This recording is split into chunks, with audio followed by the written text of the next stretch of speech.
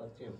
నా పేరు నక్కా భువనేశ్వర్, నల్గొండ జిల్లా నాంపల్లి మండల కేంద్రం, సీనియర్ జర్నలిస్టును.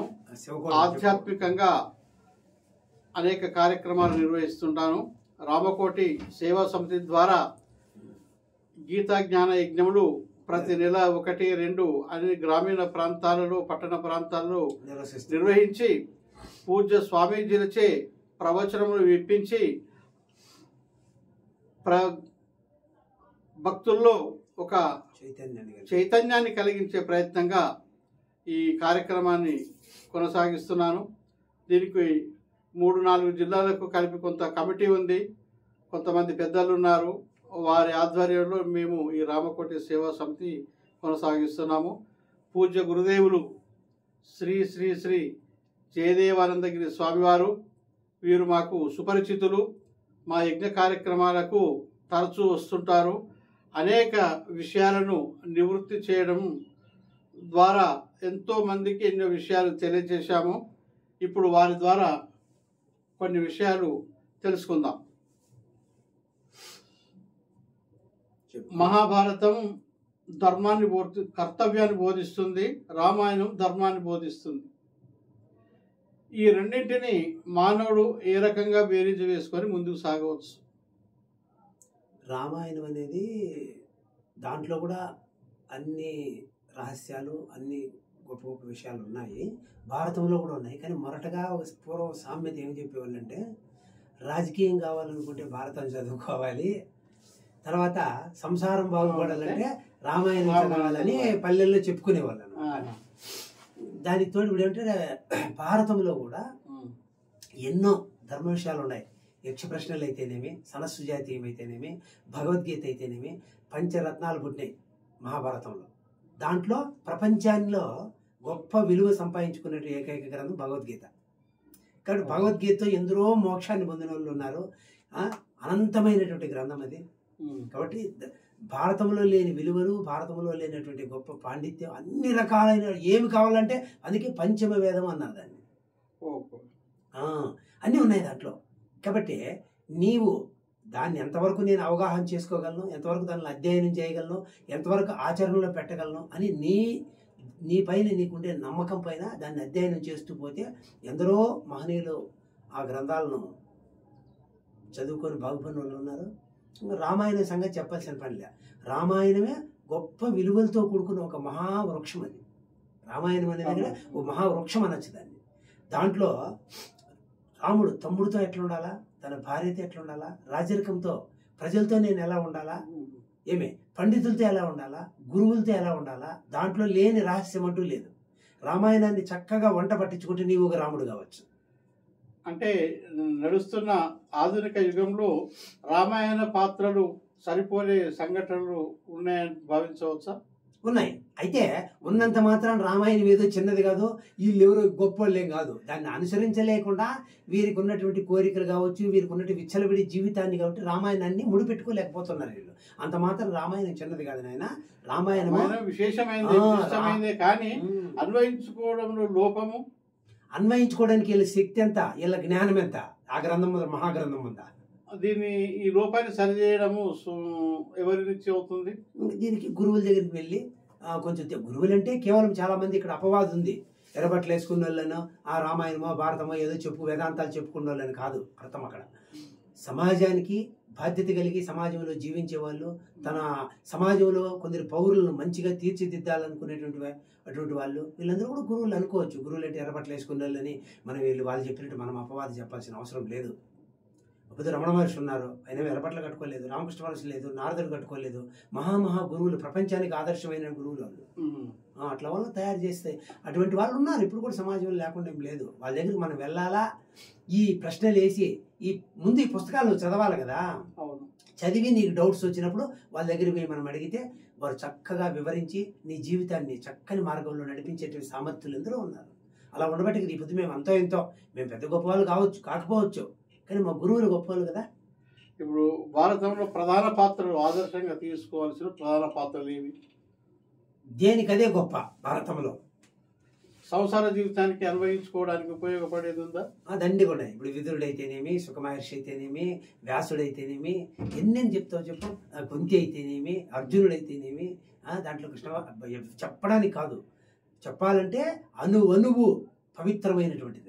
ఇది చదివి తెలుసుకున్న వాళ్ళ వరకే పరిమితమైన ఈ జ్ఞానము సామాన్య మానవుడికి అందే మార్గం ఏంటి? సామాన్యంగా తాను చదువుకొని ఇతరులకి దాన్ని విపలించి చెప్పాలంటే చెప్పలేడు. గురువుని అనుసరించి గురువు దగ్గర ఉన్నప్పుడు ఆ విలువలు తనలో భద్రపరుచుకుంటాడు. తన విలువల ద్వారానే పక్క మనుషులు మార్చగలడు. తాను చెప్పినా కూడా రామాయణం ఇంత గొప్పదేమో, అందుకే ఈయన కూడా ఇంత గొప్పవాడు. అందుకే మా గురువు గారు అనేవాళ్ళు, అయ్యా గ్రంథాల్లో గొప్ప విలువ ఉంది, దాన్ని ఎంతవరకు నువ్వు ఆపోహం చేసి నీ ఆచరణలో తీసుకుంటున్నావు? ఆచరణ అయిన పురుషుని చూస్తారు కానీ గ్రంథాలను చూడరు ఎవరు. ఇప్పుడు రామకృష్ణ పరమహంసని చూస్తారు, రమణ మహర్షిని చూస్తారు, వాళ్ళు ఏ గ్రంథాలు చదివారని ఎవరు చూడటం లేదు కదా. వాళ్ళు ఆదర్శంగా నిలబడినారు కదా, ఆ శాస్త్రాల్లో ఉండే విలువలకు ఆదర్శంగా నిలబడినారు. మరి గురువులను ఆశ్రయించే మార్గం? గురువులను ఆశ్రయించే మార్గం అంటే, నువ్వు గృహస్థుడైతే నీవు కనీసం 24 గంటలు టైం ఇచ్చాడు భగవంతుడు. 1 గంట అయినా నేను ఎక్కడి నుంచి వచ్చాను, నేను ఏం చేస్తున్నాను, నేను ఎక్కడ వెళుతాను ఈ జీవిత పర్యంతంలో, దాని గురించి అవగాహన తెలుసుకోవడానికి గురువులను ఆశ్రయించడం, శాస్త్రాలను ఆశ్రయించడం. ముందుగా ప్రాథమిక అవగాహన కలిగించే ప్రేరణ ఎక్కడి నుంచి స్టార్ట్ కావాలి? అది ఆ చింతన కలిగినప్పుడు తానే వెతుకులాడుతూ వెళ్తాడు. ఎట్లయితే నీకు ఆకలి అయినప్పుడు హోటల్లో వెతుకులాడుకుంటూ నువ్వు వెళ్ళిపోతావో, ఈ విధంగా నీకు ఆ చింతన అనేది నీవు ఆ వాసన నీలో ప్రారంభమైనప్పుడు, మేము చిన్నగా ఉన్నప్పుడు అదే జరిగింది. అది ఎలా ప్రేరణ అని చెప్తామో, మేము చదువుకుని పెద్ద విద్యావంతులు కాదు మా కుటుంబాలు, సామాన్యమైన కుటుంబాలే. ఆ కుటుంబాల్లో మాకు ఎట్లొచ్చింది ఈ ప్రేరణ అంటే, మా తల్లిదండ్రుల్లో కూడా ఉండేది అనుకోండి. ధర్మపురంలో మంచి వాళ్ళ నాన్నగారు చిన్నాన్నగారు కూడా ఈ సంస్కారం ఉండేది. అది ఉండి కూడా కొందరు రాని వాళ్ళు ఉంటారు, కొందరిది లేకపోయినా కూడా ఆ కుటుంబాల నుంచి వచ్చిన వాళ్ళు ఎందరో ఉన్నారు. దీన్ని చెప్పడానికి లేదు. ఆ కుటుంబాల్లో అయితే వస్తారు, ఈ కుటుంబాల్లో రారని. తన గత జన్మ రహస్యాన్ని బట్టి తను నడయాడేటువంటి నడవడిక, తన స్నేహితులు, ఇవన్నీ బేసిక్ చేసుకొని తనలో ఒక నూతన చైతన్యం అనేది, నేను ఒక గొప్ప వ్యక్తిగా సమాజానికి కీడు చేయకుండా మంచిగా ఉండాలని వాళ్ళ ప్రేరణ, వాళ్ళే మనకు ప్రేరణ. కానీ ఆ భావన రావడానికి ముందు కొంత ప్రచారం అనేది జరగాలి కదా. ఎవరు ప్రచారం చేయాలా? ఆయనకి ఎట్లా తెలియదు, ఆయన ఏం చేస్తాడు ప్రచారం? ఇప్పుడు కొత్త జనరేషన్ కు భగవద్గీత అంటే తెలియదు, భారతం అంటే నోరెల్లో పెడతాడు. కర్తవ్యం ఎవరి మీద ఉంది అంటే, ఇప్పుడు నీకు ఆధ్యాత్మికం రాలేదు, నీకు మంచి విలువలు రాలేదని గురువులకు సంబంధించింది తప్పు కాదు, అది ఏం సంబంధం లేదు దానికి. వాళ్ళు చేసే ప్రచారం వాళ్ళు చేస్తున్నారు. తాను ఎంత మాత్రం వెళ్ళి దాంట్లో పార్టిసిపేషన్ చేసి దాన్ని తన వంట పట్టించుకున్నాను తన మీద ఆధారపడింది. వివేకానంద స్వామి చెప్పారు, లోకము ఎప్పుడు కూడా లోకాన్ని నేను మారుస్తాను అనుకునేటువంటి వాడు మహానుభావుడు కాదు. ఆయన ఏమనుకున్నా, లోకాన్ని అంతా నేను మార్చేస్తానని చెప్పి బయలుదేరి వచ్చినాడు. లాస్ట్కి ఏం తెలిసింది ఆయనకి? లోకం మారదు, నేను మారల్లా, నేను మారేదే సంస్కారము, నేను మారేదే ఆధ్యాత్మికం గుర్తించాడు ఆయన. ఆ భావనకు ఇప్పుడు వస్తే తప్ప ఇది ఆధ్యాత్మిక చింతన ఎంతవరకు చెప్తావు? నీ పిల్లలకు కావచ్చు, నువ్వు పక్క పిల్లలకు కావచ్చు, గురువులు ఎంతవరకు చెప్తే మనం వాళ్ళు వింటారు? ఎవరు కొట్టేదనుకుందా, తిట్టేదనుకుందా? లేదు. స్కూళ్ళలో గవర్నమెంట్ టీచర్లే కొట్టి తిడితే వాళ్ళ మీద కేసులు పెట్టి వాళ్ళ మీద కొట్టేకపోతున్నారు. తల్లిదండ్రులు ప్రోత్సహిస్తున్నారు దాన్ని. అంటే ఎంత కుసంసారం వచ్చేసింది మన సంస్కారాలు ఇప్పుడు.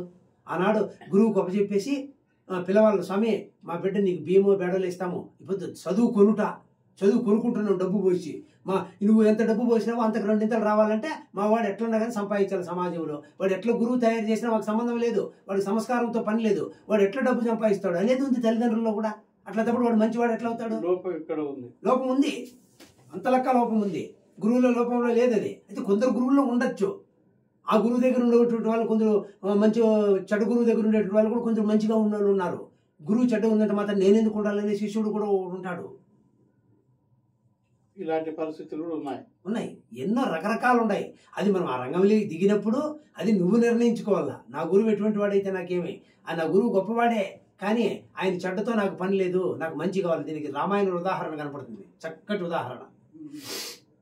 రాముడు, సీత, వశిష్ఠుని భార్య, వీళ్ళకు రోజు కర్తవ్యాన్ని బోధిస్తూ వీళ్ళకి కావాల్సిన సంస్కారం నేర్పేవాళ్ళు.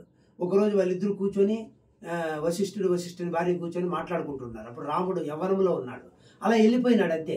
వాళ్ళు చూసిన వెంటనే గురువుకు కలిగింది, ఒరే మనం ఇద్దరం కూర్చొని ఏకాంతంగా మాట్లాడుతున్నది రాముడు చూశాడు, ఇప్పుడు ఆ వయసు అట్లాంటిది కదా, ఆ ప్రభావం అట్లా పోతుందేమో అని చెప్పి మళ్ళీ ఆయన వచ్చి, లేదు నాయన నేను మాతాజీ ఇట్లా కూర్చొని మాట్లాడుకుంటున్నాం వేరే విషయాలని చెప్పాల్సిన అవసరం ఎందుకు వచ్చింది, ఆ వయసు అట్లాంటిది కాబట్టి ఆ విధంగా అయిపోతారేమనే భావంతో వశిష్ఠుడే చెప్తారు రాముల వారికి. అప్పుడు రాముల వారు బాధపడతారట, స్వామి నేను ఏమీ ఆలోచించలేదు, అసలు చూడలేదు, పట్టించుకోలేదు, మీరు ఎలా కూర్చున్నారు నువ్వు మాతాజీ అని. లేవు, ఆయనకు లేవు, పుట్టినప్పటి నుంచి ఆయన చెడు కోరికలు లేవు, అప్పుడు ఎక్కడి నుంచి వస్తాయి, ఇట్లా చూసినా కూడా రావట్లా వాళ్ళకి. అలాగే స్వామి, మంచి విషయాలు తెలియజేశారు.